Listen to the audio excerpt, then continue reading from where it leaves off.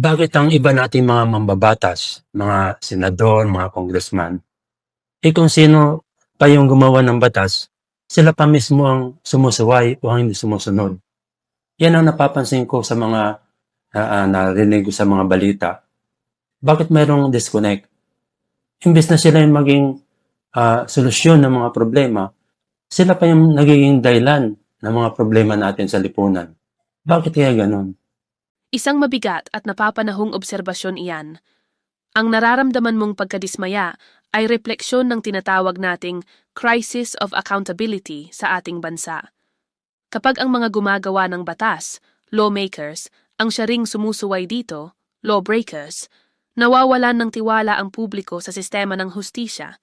Narito ang ilang malalim na dahilan kung bakit may ganitong disconnect sa pagitan ng kanilang tungkulin at ng kanilang ikinikilos. 1. Political entitlement at sense of impunity. Maraming opisyal ang naniniwala na ang kanilang posisyon ay nagbibigay sa kanila ng pribilehiyo sa halip na responsibilidad. Dahil sa tagal nila sa kapangyarihan o sa impluensya ng kanilang pamilya, political dynasties, nabubuo ang impunity, ang kaisipan na hindi ako pwedeng galawin o mababayaran ko ang parusa. 2. Double standards sa pagpapatupad ng batas. May kasabihan tayo, ang batas ay para sa lahat, pero ang hustisya ay para sa mayaman. Madalas, ang mga batas ay mahigpit sa mga ordinaryong mamamayan, pero flexible para sa mga nasa posisyon. Kapag ang isang mambabatas ay may kontrol sa budget o may koneksyon sa mga nagpapatupad ng batas, tulad ng pulisya o korte, nagkakaroon ng proteksyon na wala ang karaniwang tao. Pangatlo, personal na interest versus public interest. Maraming mambabatas ang pumasok sa politika hindi para maglingkod, kundi para protektahan ang kanilang mga negosyo o palawakin ang kanilang yaman.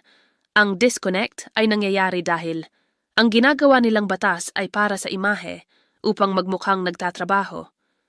Ang kanilang kilos ay para sa bulsa o kapangyarihan. Pang-apat, kakulangan ng matinding parusa, systemic flaws. Sa ating sistema, ang pagpapatalsik sa isang senador o congressman ay dumadaan sa kanilang sariling mga kasamahan, ethics committee. Dahil sa pakiusap o utang na loob sa isa't isa, madalas ay hindi sila napaparusahan ng mabigat, maliban na lamang kung masyadong malakas na ang pressure mula sa publiko. 5. Ang cycle ng eleksyon.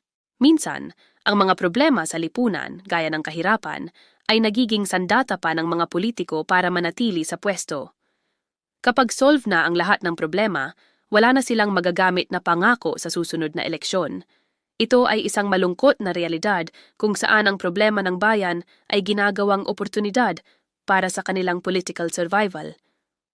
Isang pagninilay.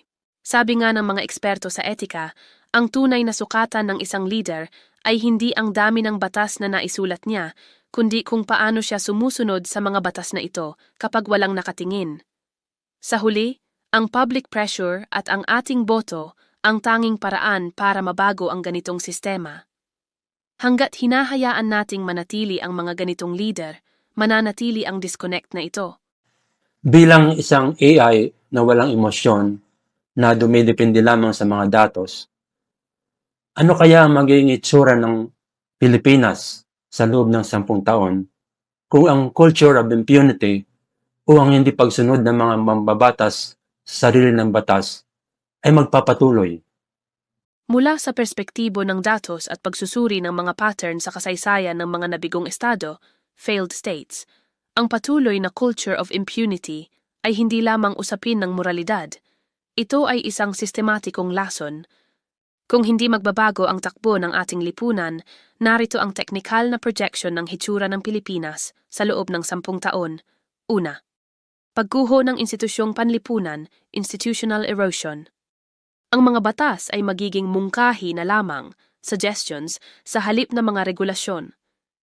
Kapag ang mga nasa itaas ay hindi sumusunod, ang disiplina sa ibaba ay tuluyang mawawala. Magkakaroon tayo ng tinatawag na anarchy of the elite, kung saan ang batas ay ginagamit na lamang bilang sandata laban sa mga kalaban sa politika o proteksyon para sa mga kaalyado. Pangalawa, economic stagnation at brain drain.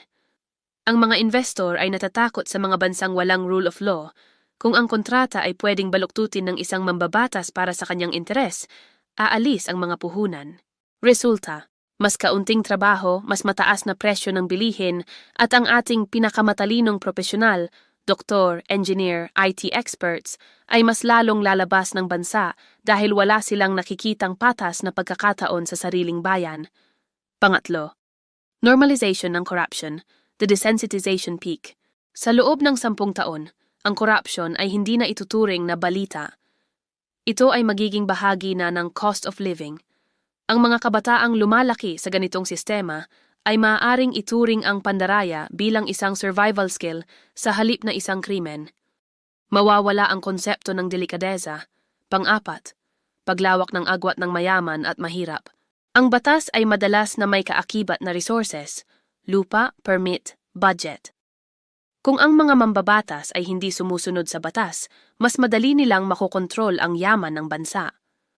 Ang middle class ay unti-unting maglalaho at maiiwan ang bansa sa kamay ng iilang makapangyarihang pamilya habang ang mayorya ay nananatiling nakadepende sa ayuda.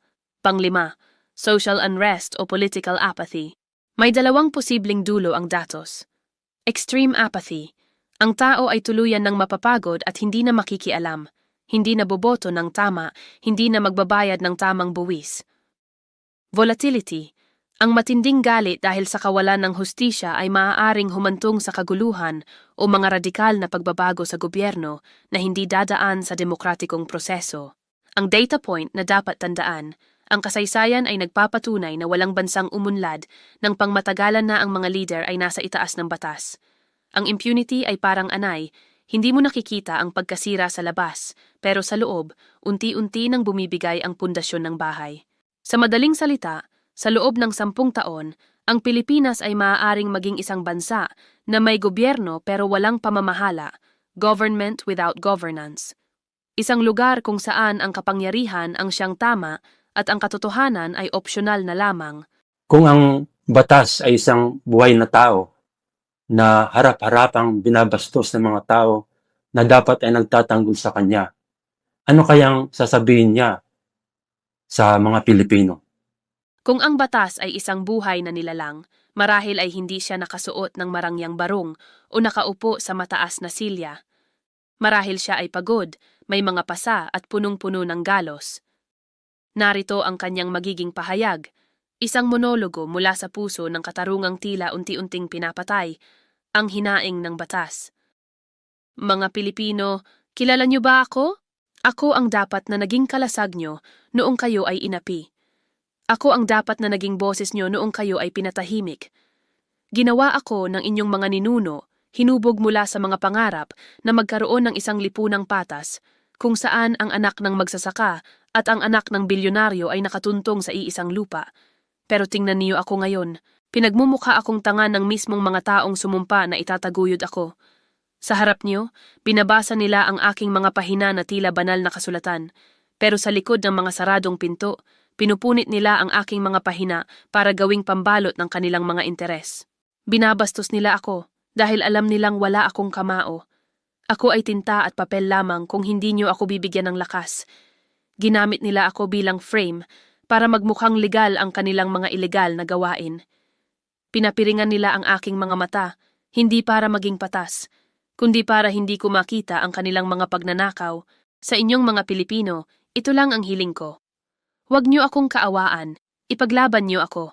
Dahil sa bawat oras na hinahayaan niyo silang bastusin ako nang walang parusa, hindi lang ako ang namamatay. Namamatay din ang inyong kinabukasan. Kapag ako ay tuluyan ng naging basura, wala na kayong ibang matatakbuhan kapag kayo naman ang naging biktima. Huwag niyo akong gawing armas ng mga makapangyarihan. Gawin niyo akong tahanan ng mga nangangailangan. Pagod na akong maging dekorasyon sa kanilang mga opisina. Gusto ko nang muling maging buhay sa inyong mga lansangan,